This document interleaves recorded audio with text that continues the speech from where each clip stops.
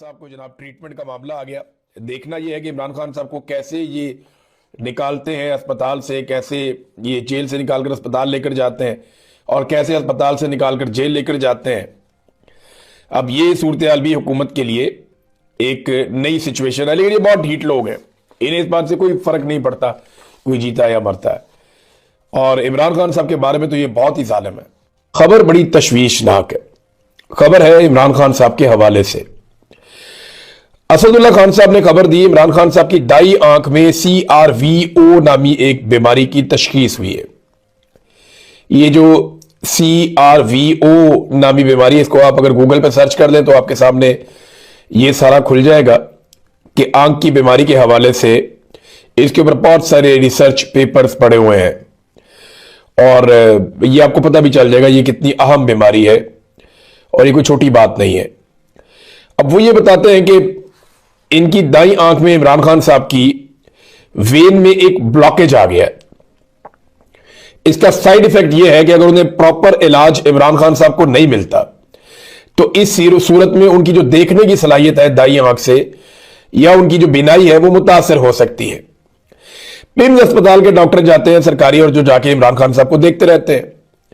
अब इस सिलसिले में पिम्स अस्पताल के डॉक्टरों ने 3 विजिट्स किए हैं अडियाला जेल के। 16 तारीख को, जनवरी की 16 तारीख को, ये जो महीना चल रहा है, 19 तारीख को जनवरी की और 21 तारीख को जनवरी की, ये 3 विजिट किए हैं। जेल इंतजामिया का इसरार है कि इलाज यहीं किया जाए जेल के अंदर। अब जेल इंतजामिया की क्या औकात है, अल्लाह 2 साल हो गए इमरान खान साहब जेल से बाहर तो निकले ही नहीं। अब वो बज़िद है कि जेल के अंदर ही इमरान खान साहब की आंख का इलाज करो। अच्छा, एक बात याद रखिएगा कि इमरान खान साहब ने किसी किस्म की किसी बीमारी का बहाना नहीं बनाया। उनके ऊपर बहुत मुश्किल वक्त आया, इसके बावजूद उन्होंने बीमार होने से इनकार किया। उनके साथ प्रॉब्लम्स हुए, बाज़ औक़ात उनका वजन कम हुआ और ये रिपोर्ट भी होता रहा, लेकिन इमरान खान साहब ने कहा नहीं, मैं बिल्कुल ठीक हूं, मैं मुकाबला करूंगा।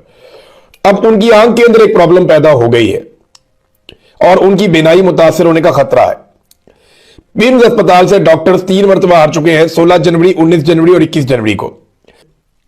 उनका पैगाम यह है कि इलाज यहीं पे जेल के अंदर किया जाए, जबकि डॉक्टर आरिफ है, उन्होंने लिखकर दे दिया है कि इनका इलाज यहां पे नहीं हो सकता, उन्हें ऑपरेशन थिएटर ले जाना पड़ेगा जहां पे सारी सहूलियात और डॉक्टर मौजूद होंगे।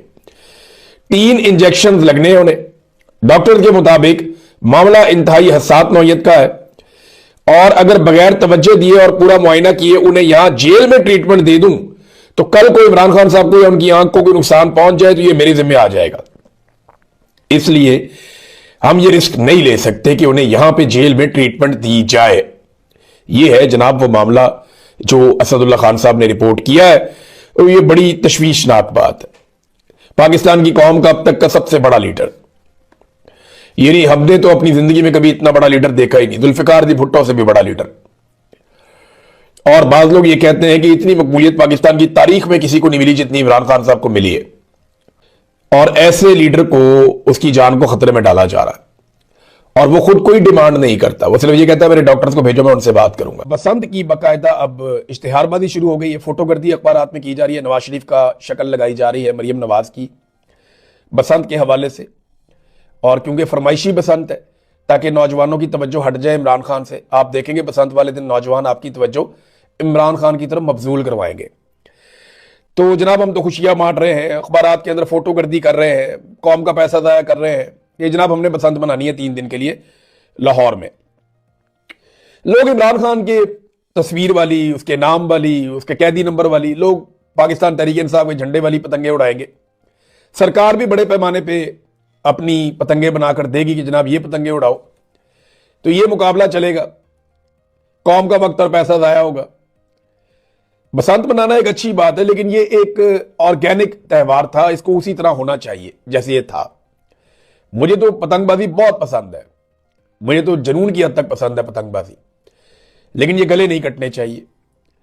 अब पाकिस्तान तहरीक इंसाफ को नीचा दिखाने के लिए 8 फरवरी पे ये पतंगबाजी का रखा गया। पूरा पाकिस्तान तो पाकिस्तान तहरीक इंसाफ बंद करने की कोशिश करेगी, लेकिन लाहौर में उनके बाद एक मौका है कि हर तरफ पाकिस्तान तहरीक इंसाफ के झंडे उड़ा दें, इमरान खान साहब की तस्वीरें उड़ा दें। तो ये इस मौके से लाहौर के शहरी फायदा उठाते हैं, नहीं ये हम देखेंगे उस दिन। लेकिन मुझे ये पता चला कि अंदर खाते बड़े पैमाने पर ये पतंगे बना रहे हैं और हुकूमत ने क्रैकडाउन का फैसला भी किया हुआ है। पंजाब हुकूमत ने बसंत के मौके पर जो बेहुदा किस्म के, घटिया किस्म के गाने हैं, उनकी एक लिस्ट जारी की। लगभग 130 के करीब गाने। मैं हैरान रह गया कि इतने ज्यादा गाने गंदे पाकिस्तान के अंदर आ गए। बहुत ही बेहुदा गाने हैं, वो आपको बयान भी नहीं किया जा सकता, बड़े गंदे गाने वो। तो पंजाब हुकूमत ने उनकी एक लिस्ट जारी कर दी कि बसंत पे ये नहीं चलाने, डेक लगा के। अब इंटरेस्टिंग बात बताता हूं कि इसमें नक दा कोका भी उन्होंने शामिल कर दिया। हालांकि उसमें कोई बेहुदा बात नहीं है, सिर्फ इमरान खान की तारीफ है। ये निजाम इमरान खान से इतना डरा हुआ है, इतना सहमा हुआ है कि इन्होंने नक दा कोका उठा के जू मानी और जो गंदे और बेहुदा गाने थे उनकी कैटेगरी के अंदर रख दिया। इस तरह तो नवाज शरीफ का वो हमारे सबके दिलों की धड़कन नवाज शरीफ, ये उठा के रख दो, और शेर वाला भी उठा के रख दो, मरियम नवाज पे बने हुए गाड़े गुने वो भी उठा के रख दो। अगर पॉलिटिकल अपोनेंट्स को ही ऐसे दबाना है तो फिर आप ये करके रख देते, कर लेते ना ये भी।